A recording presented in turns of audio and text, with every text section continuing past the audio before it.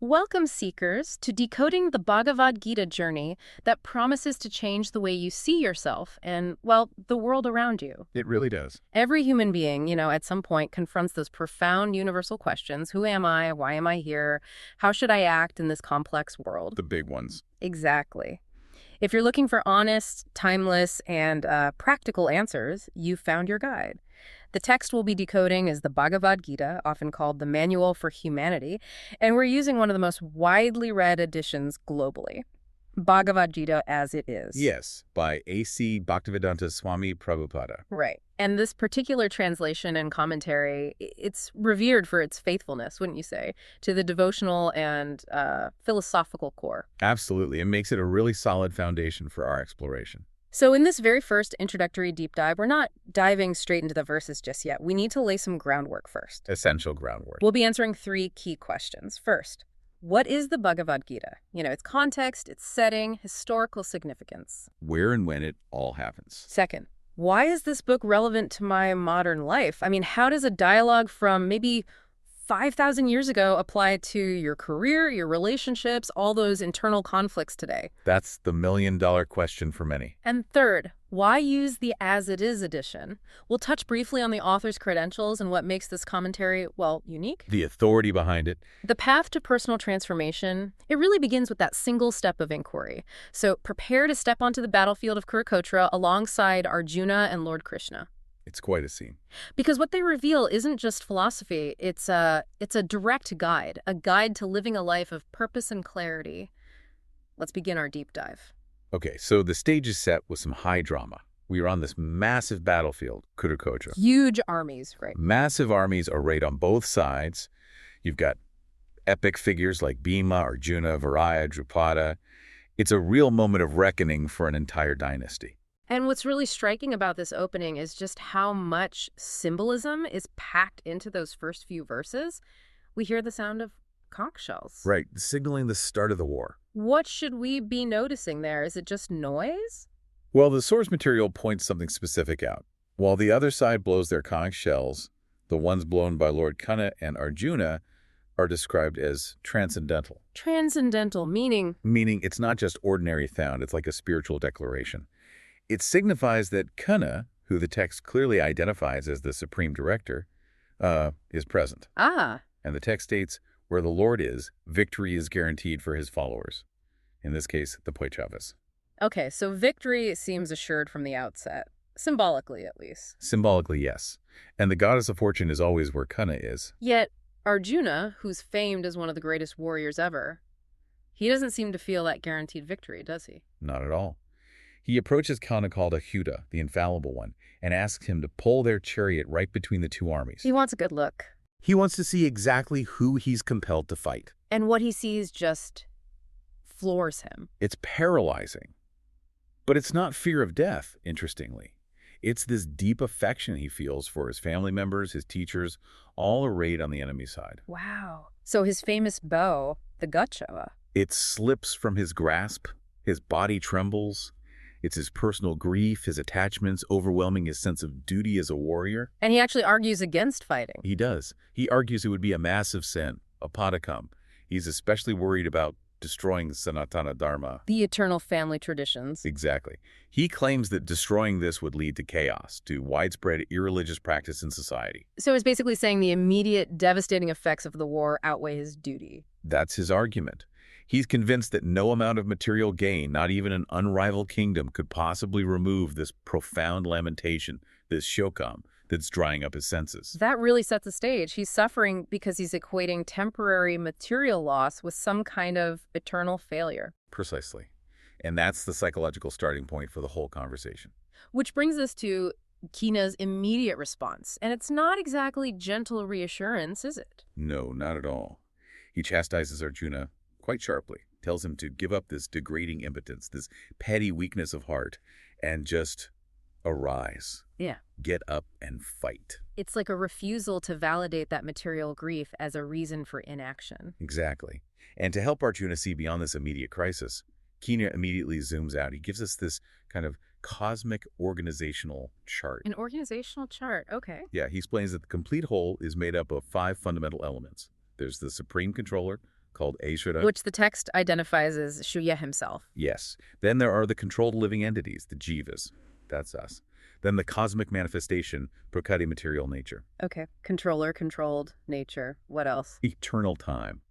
And finally, karma, the mechanism of action and reaction. So, according to this chart, everything flows from Shukin, the supreme absolute truth. That's the assertion. And the text specifically mentions things like the impersonal Brahman, which other paths focus on. Right, and it positions them as subordinate, like the rays shining out from the sun, Kaya being the sun itself. They're aspects of him, but not the complete picture. Okay, that's a major philosophical point. It is. And central to this philosophy is the nature of the jiva, the living entity. Us. Us. We are conscious, yes, similar in quality to the Lord's supreme consciousness. But the text strongly emphasizes we are merely parts and parcels, minute fragments. So, never supremely conscious ourselves. Never. The text is very clear on this. It actually categorizes the idea that the individual soul can somehow merge and become the supreme as, well, misleading. Okay, but let's make this practical.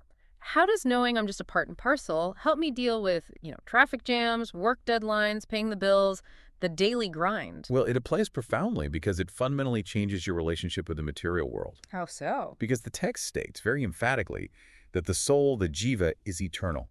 It's indestructible. Na jayate mriata vakadishit. It has neither birth nor death. Exactly. It's unbreakable, insoluble, unchangeable, eternally the same Sanatana.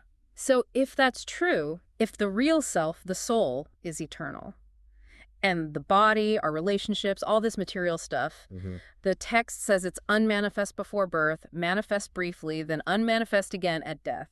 Vyaktadini bhutani. Right, Vyaktamadhyani, only manifests in the middle. Then lamenting over temporary loss, physical things, even the body itself, it becomes kind of unnecessary. The real self is untouched. That's the implication.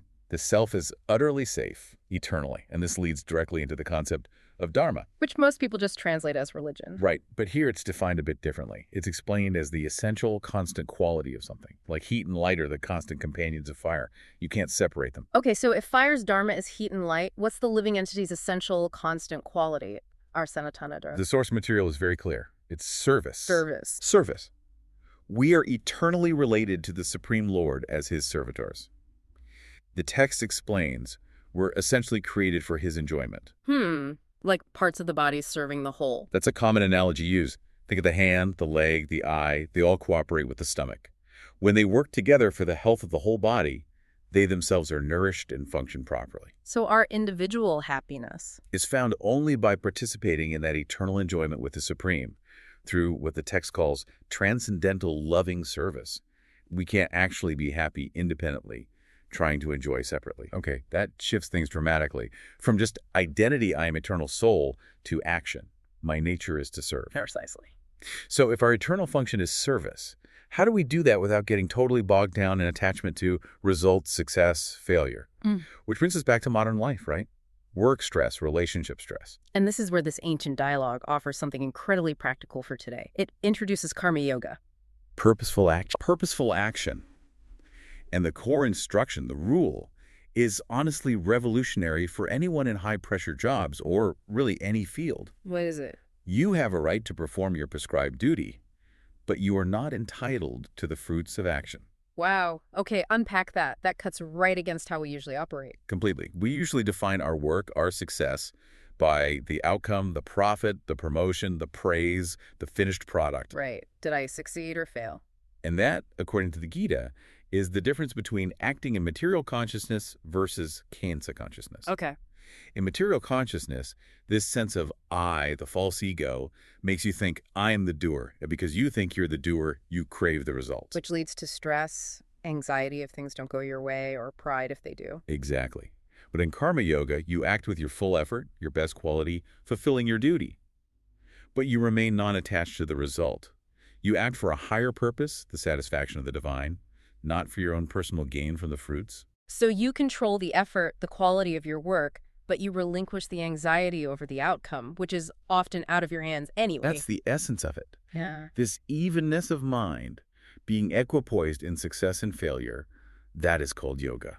That makes incredible sense, especially for high-stakes situations. Commit to the process, detach from the outcome, but Arjuna raises a really critical point here. He does. If we know this is the better way, maybe intellectually at least, why do we constantly mess up? Why do people perform, well, sinful acts or just self-sabotaging acts, even unwillingly? We all feel that compulsion sometimes. That's a fundamental human question, isn't it? And Quenge's answer is direct and psychologically very deep.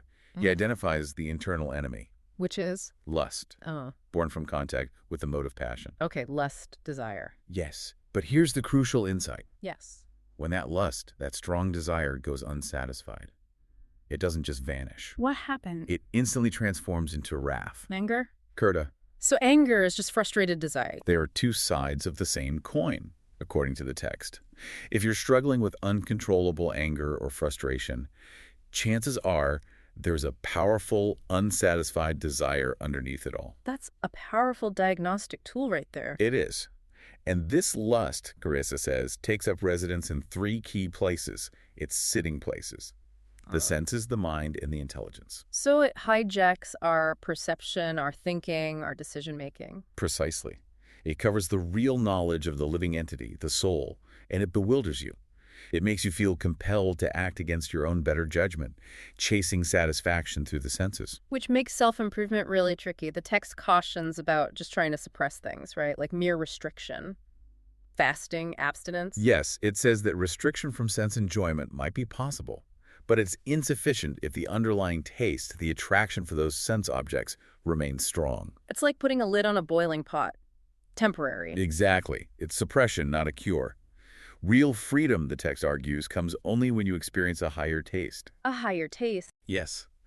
Only when one gets a taste of the beauty and satisfaction of that transcendental loving service.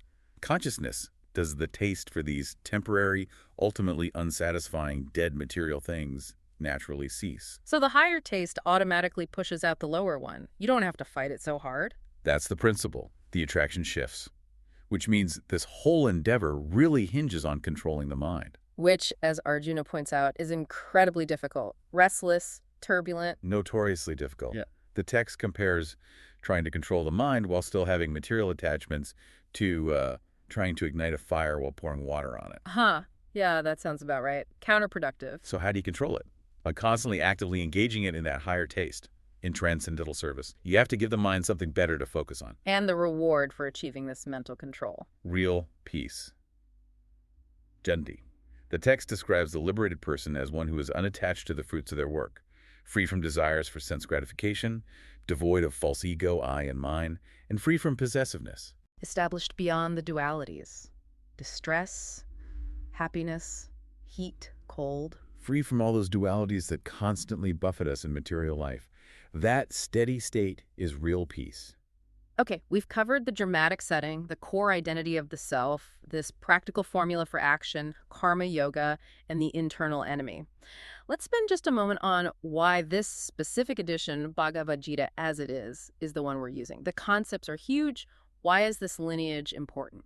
Well, the source material itself, particularly the commentary within this edition, stresses this point. It argues that the Gita is often misunderstood, or even misrepresented. How so? Often treated as just another speculative treatise, perhaps by commentators who don't actually accept the Gita's own foundational premise. Yeah. That Gita is the supreme personality of Godhead speaking. So, if you ignore or change the speaker's identity and context, you inevitably risk misinterpreting the message. That's the argument presented. The value emphasized in this as it is edition rests heavily on the paramparo system. The disciplic succession. Yes, this idea of spiritual knowledge being passed down faithfully, teacher to student, without personal adulteration. According to the author, this system ensures fidelity to the original devotional and philosophical core.